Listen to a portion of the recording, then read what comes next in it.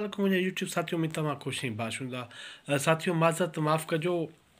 गलो ख़राबु आहे ज़ुकाम हुजण जे करे आवाज़ थोरो ॻरो आहे आवाज़ सही न आहे उन लाइ माज़रत ऐं साथियों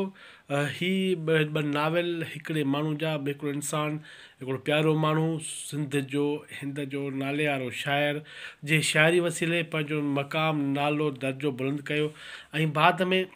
साईं जी वफ़ात खां पोइ हीअ नाविल ईंदा रहिया नाविल तव्हांजे साम्हूं नाविल छपजनि पिया साईं जा पढ़जनि पिया ऐं नाविल जेको असांखे इहा ख़बर न त साईं सुठो नावल निगार पिया सुठा नावल बि लिखे थो असां निजूं कचरियूं थींदियूं त साईं जी शाइरी ॿुधंदा हुआसीं प्रोग्रामनि में लाड़काणे वञणु थींदो हर प्रोग्राम में उते हूंदो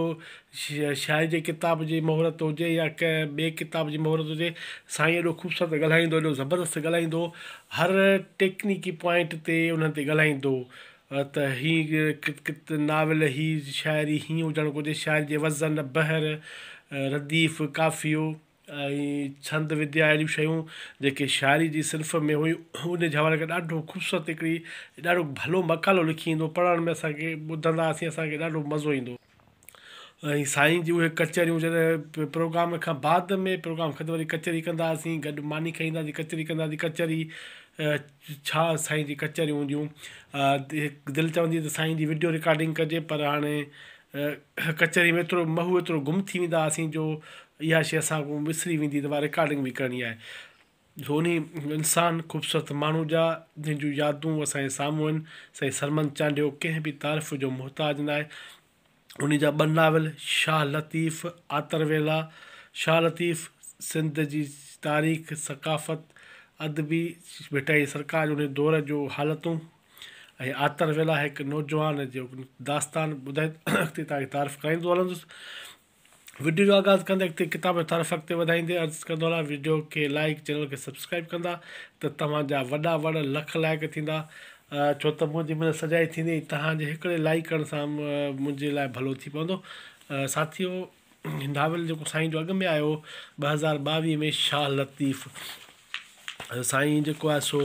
हिन में न मुहाग आहे न कुझु आहे सिर्फ़ु माफ़ु कजो साथियों शाह लतीफ़ नाविल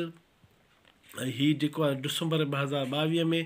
हिन सां इदारे छापियो जेकर तव्हां वठणु चाहियो त हिन इदारे खे कॉल करे घुराए सघो था हीअ तव्हांखे 400 रुपए में मोकिलींदो 700 रुपया क़ीमत आहे 400 रुपए में तव्हां हीअ मोकिलींदो उमेद त आहे हीअ अर्पना साईं जन जी आहे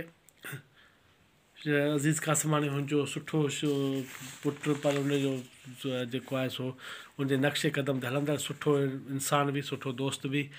हीअ जेको आहे सो जेके नाविल जा टाइटल आहिनि जीअं हीअ पहिरियों बाब आहे जोगीरा जहान में नूरी ऐं नारी हीअं जीअं जेको हीअ जेके असांजे 25 बाब आहिनि उन्हनि ते हीअ जेके उन ते नाविल साईं लिखियो आहे उनखे अॻिते बुनियादु बणाए लिखियो आहे नाविल हीअ जेके आहिनि सो ऐं सुठो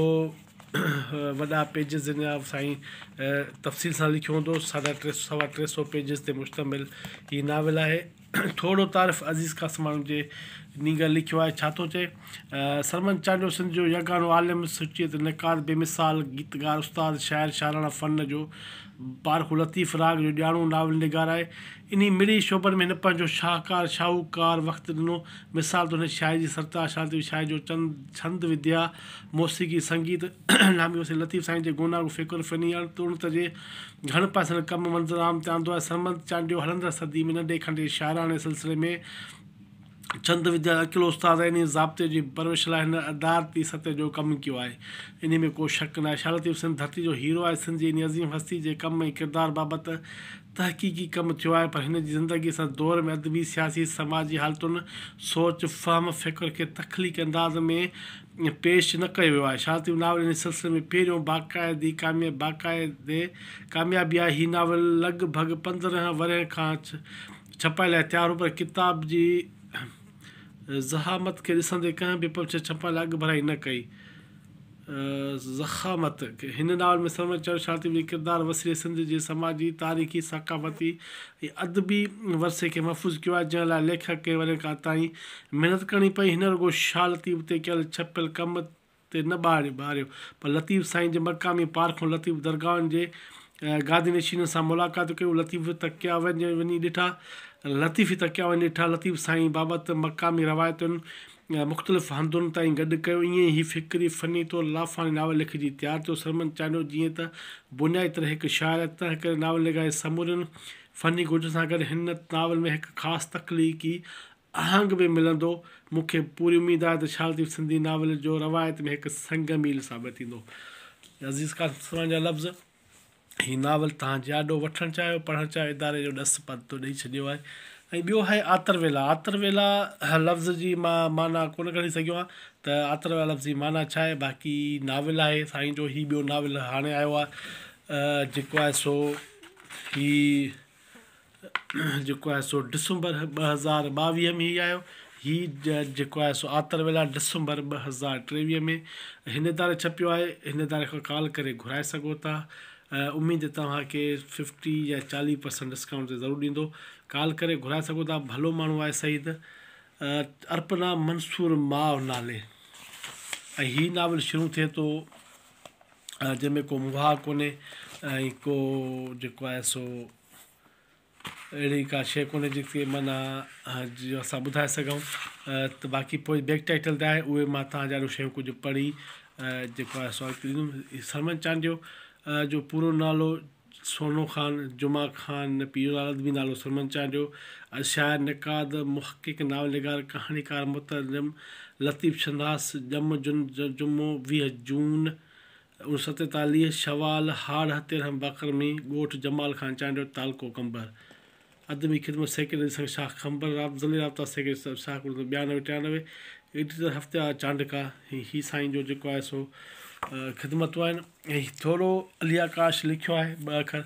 तव्हां ॾाढो पढ़ी ॿुधायूं था। नावल जो मुख्य किरदारु उड़बंग आशिक़ आवारा आहे जीअं आमतौर नौजवान हूंदा आहिनि। हीउ अहिड़ो किरदारु आहे जंहिंमें हर को नौजवान पंहिंजी जवानी में ओलो ॾिसी सघंदो आहे पर हू पढ़णजण खां पोइ नओं माण्हू थी बणिजी पवे। अहिड़ो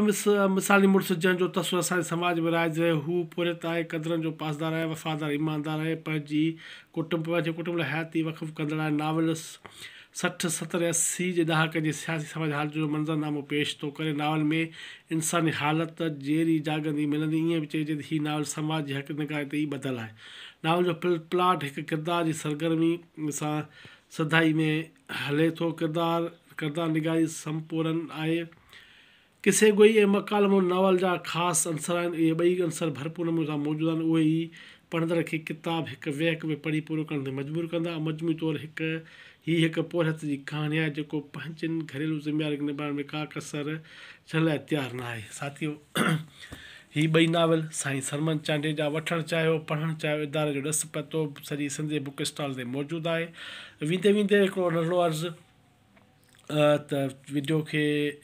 लाइक कमेंट ऐं चैनल खे सब्सक्राइब कंदा त तव्हांजा वॾा वड़ ख़ुशि रहो आबाद।